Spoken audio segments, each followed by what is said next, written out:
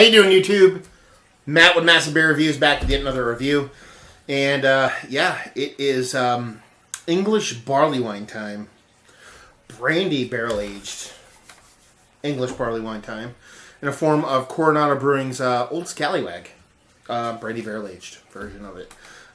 Yeah, super excited to give this a whirl. I actually had a taste of it not too long ago. We had Coronado on a radio show I do on Sundays. And there was an extra bottle floating around that was given to me by the host of the show, Derek. Thank you very much, Derek, for throwing me this bottle, because he knows how much I love this style and the fact that I am an absolute 100% floozy. I'm a groupie for brandy barrel aged stuff. I'm a slut for brandy barrel aged. I am an absolute fucking dime store whore for apple brandy barrel, but I'm definitely a bit skanky on brandy side. That's probably my favorite barrel. Once you throw apple in the mix, and I'm absolutely just throwing my legs wide open for it. So yeah, super excited to review this. As far as what it says in a bottle, Coronado Collection Barrel Aged Old Scallywag Barleywine Ale aged in oak brandy barrels. The Coronado Collection is a limited release of our Barrel Aged Liquid Treasures 2015 version. And that's pretty much it. 11.4% alcohol by volume. And that's it. First things first, label-wise, that shit is fucking cash money. I mean, look at that. Screen printed, beautiful bottle, art design, off the hook. Everything about it, love it. Absolutely love everything about this bottle. So, yeah. Yeah. It's kind of like one of those bottles when you see it and you go, I know I'm going to like what's inside. It's like one of those deals. So, yeah.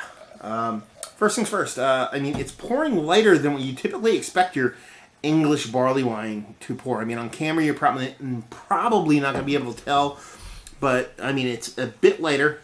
Finger and a half. Ridiculously creamy top. You can see it defying gravity there a bit. Pretty uniform bubbles from bottom to top. Just a skosh under khaki in color head-wise. And like I said, it's definitely lighter. I mean, you're not going to be able to get that on camera, but it's definitely a bit more opaque than what you typically get from a beer. You can actually see through it. I'm holding up there this light I have up here, and I can definitely see through it. Nice haze to it, though. Nice unfilteredness to it. So it definitely looks like it has a nice body to it, even though it's a little bit lighter than what I typically get from my English barley wine. So yeah, let's see what this nose has. Definite brandy barrel. I would say more barrel than actual brandy. Definitely getting like a it's not a char, it's not a fresh wood, it's like a shaved kind of roughed up wood kind of nose you're getting off of it. But you're definitely getting that brandy through there too. It's a secondary or almost a third note if you're gonna skip a step on note. So a decent amount of like shaved oak barrel. Then you get that sweet brandy in there. Then you get a nice, rich malt base that's very,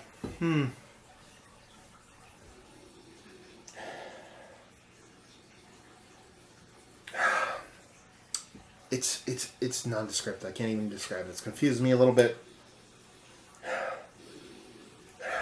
Get a little bit of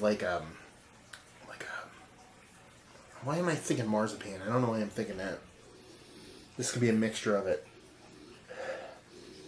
You're definitely getting like a marzipan kind of like a desserty kind of vibe off the beer, like a creme brulee, but down way back, like a subtle I don't want to say shittily made well creme brulee, but you're getting this nice dessert sweetnesses off of it.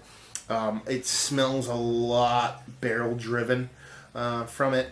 So yeah, I mean, it might be something you might want to sit on for a little bit. It doesn't smell overly robust, but definitely smells pretty damn awesome. So it smells like something we'll like. So there you go. So let's dive right in. Cheers.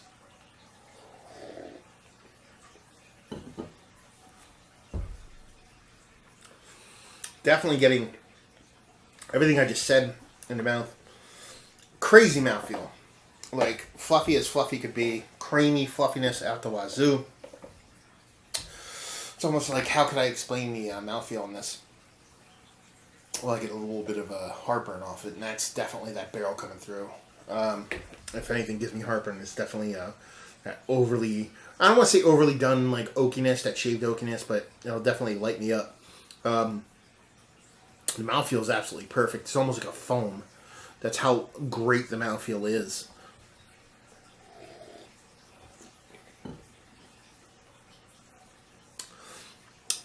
Like I said, a ton of that shaved barrel in there. It's not really irritating me too much except for my heartburn.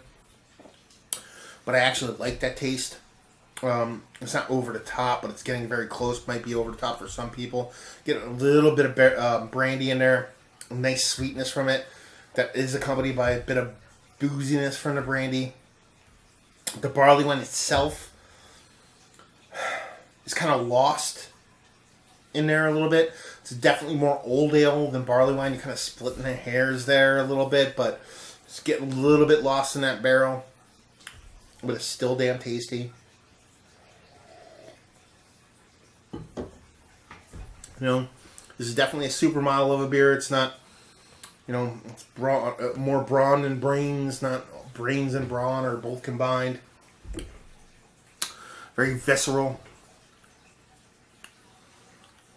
And nice. I definitely think it needs some time to hash itself out.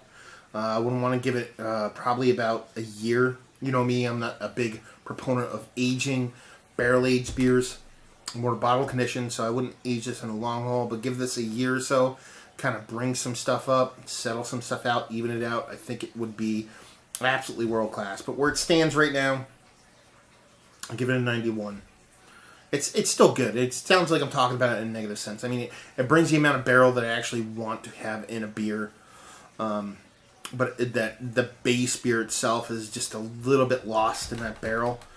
Probably should rate it a little bit lower. I don't know why I'm holding on to the 90s there, but again, that's just what's come out of my head. So, and it definitely tastes like it needs a little bit of time, but it's absolutely a delicious beer. Like I said, in the supermodel sense, not in a, complete package 5-tool kind of sense. So yeah, 91 overall. Generous 91. Value and availability. I didn't pay for it. It was given to me.